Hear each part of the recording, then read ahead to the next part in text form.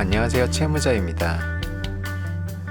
오늘은 연초이기도 하니까 좀 특별하게요.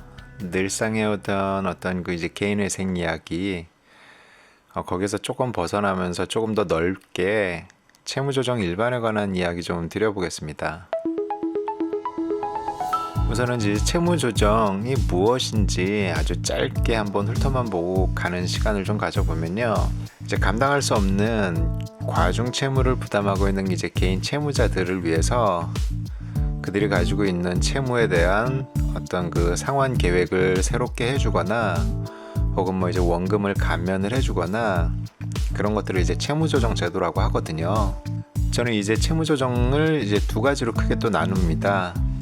소극적 채무조정과 적극적 채무조정으로 구분을 합니다.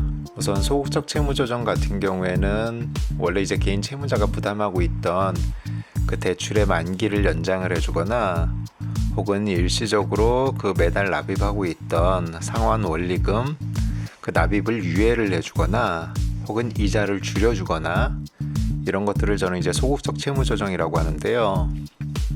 대표적으로 이제 여기에 해당되는 제도들이 뭐 이를테면 신용회복위원회에 있는 프리워크아웃이나 혹은 뭐 신속채무조정 그런 것들인 것이고, 그 다음에 이제 적극적으로 그 채무 원금을 줄여주는 그런 제도들을 이제 보면은 신용회복위원회에 있는 개인 워크아웃, 그리고 이제 법원을 통해서 진행을 하게 되는 개인 회생과 개인 파산, 이렇게 볼 수 있거든요.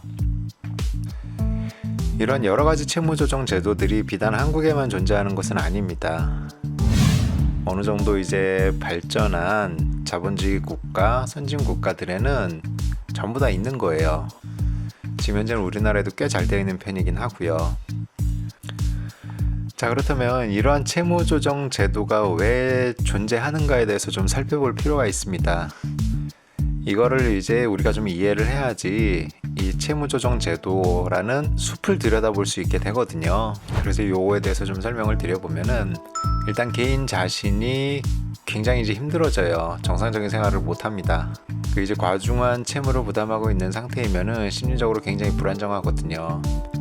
그리고 이제 추심에 대한 어떤 공포감이 굉장히 크고요. 근데 이게 비단 그 사람 개인의 문제만은 또 아닌 거예요. 이 사람이 속해 있는 작은 단위의 이제 가정에서도 문제가 생기게 되고, 이 개인이나 가정이나 정상적인 이제 소비 활동이 이제 못 한단 말이에요. 그렇게 되고 막 가정 불화가 생기게도 되고 가족 간의 갈등 생기고 막 이럽니다.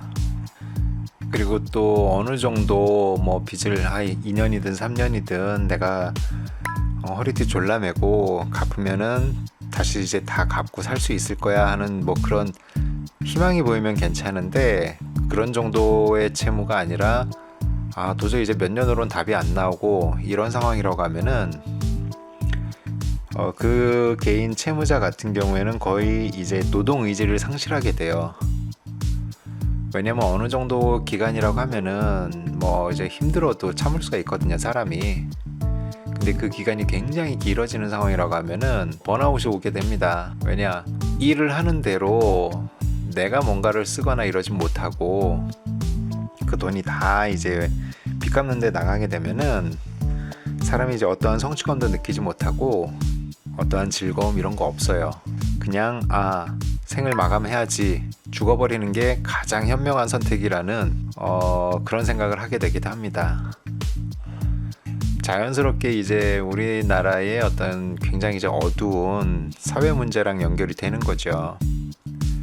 여러분들 다 아시겠지만은 우리나라는 본래도 자살률이 굉장히 높은 나라입니다. 뭐 세계 최고 수준이라는 거 여러분들 알잖아요. 최근에는 이제 정부 차원에서 관련된 그 이제 보도를 굉장히 이렇게 통제를 하고 있기 때문에 요새는 뭐 뉴스에도 잘 안 나옵니다. 하지만 굉장히 많아요. 그리고 이제 그런 사람들 중에는 빚 문제 때문에 그러한 선택을 하는 사람들이 굉장히 많이 있습니다.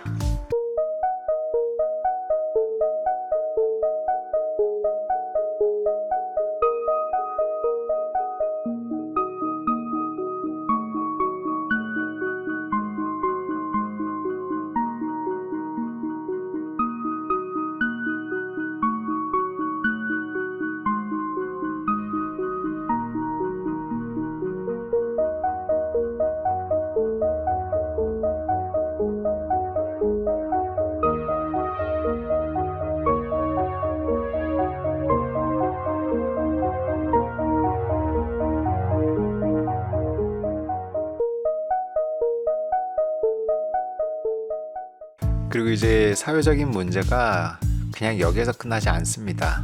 사람이 이제 완전 이제 벼랑끝으로 몰리는 상황이 되다 보면은 도저히 이제 상상할 수 없고 할 수 없는 행동들을 하는 상황이 생기는 거예요. 근래에도 굉장히 이제 많은 사람들이 공분하게 되고 또 안타까워하는 그런 사건도 있었습니다.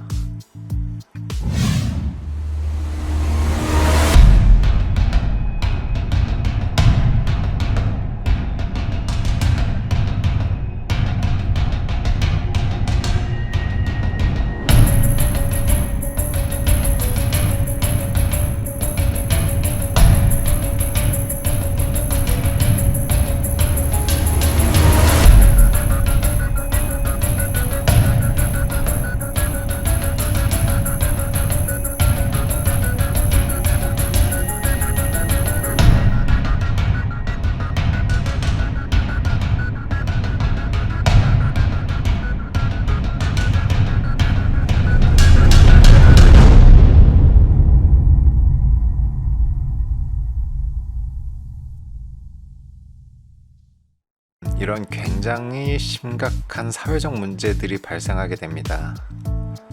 굉장히 이제 빚 때문에 쪼들리고 시달리는 생활을 하던 사람들을 그냥 놔둘 경우에는, 그래서 이런 채무조정 제도가 있는 거예요.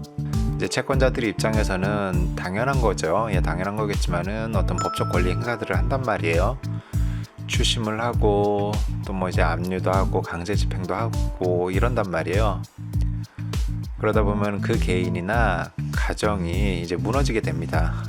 그래서 이제 국가적 입장에서 볼 때는 이런 사람들을 그냥 두게 되면 어차피 이제 사회 취약계층으로 떨어지게 되고, 나라에서 뭔가 좀 보조를 해주거나 이래야지만 살 수 있는 사람들이 된단 말이에요. 세금도 제대로 내지 못하고 또 이제 노동의지도 막 상실해가지고는 그냥 뭐 잠수하게 되고, 이러한 상황이 차라리 채무조정 제도를 이용하게끔 하는 것이 국가와 사회에는 그나마 더 이익인 거예요. 뿐만 아니라 채권자들에게도 일정 부분 이익이 되는 부분이 있습니다. 뭐 이익이라는 표현이 적절한지는 모르겠어요. 최소한 손실을 줄이는 그런 효과를 갖게 되기는 합니다. 채권자들 입장에서도. 그거는 제가 나중에 채무조정 제도가 채권자에게도 좋은 이유 뭐 이런 영상으로 한번 제가 따로 다루긴 할게요. 현대 자본주의 사회는 빚으로 돌아갑니다. 뭐 과장된 표현인지는 모르겠습니다만 그 빚이라는 것은 현대 자본주의 사회를 어떤 이제 지탱하는 굉장히 중요한 역할을 해요. 그리고 아주 오래전 과거에나 현대에나 어떤 이유에서건 이제 빚을 갚지 못하는 사람들은 있었습니다.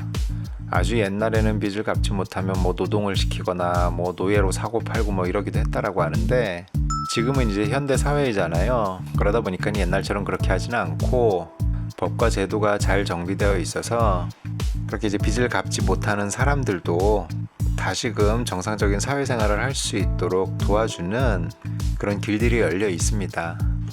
그래서 이러한 사람들을 다시 능력껏 생산과 소비 활동을 할 수 있도록 하는 것이 국가와 사회에는 더 큰 이득이 되고, 이것이 이제 현대 자본주의 사회에서 중요한 사회 안전망으로서 채무조정 제도들이 존재하는 이유입니다. 그리고 잘 알고 있습니다. 아마 제 영상 보시는 분들 중에는 비단 이제 채무자들 뿐만이 아니라 어떤 이제 채권자들도 있거든요. 또 대출하시는 분들도 있고요. 오해는 마시고요. 제가 무슨 염려하시는 부분들, 이를테면 채무조정의 어떤 도덕적 해이, 그리고 이제 비판적인 시각들, 이런 부분에 대해서는 제가 나중에 한번 따로 이야기 드리는 시간을 갖도록 하겠습니다. 다음번에 다른 영상으로 또 이야기 드리겠습니다. 여러분 새해 복 많이 받으세요. 화이팅!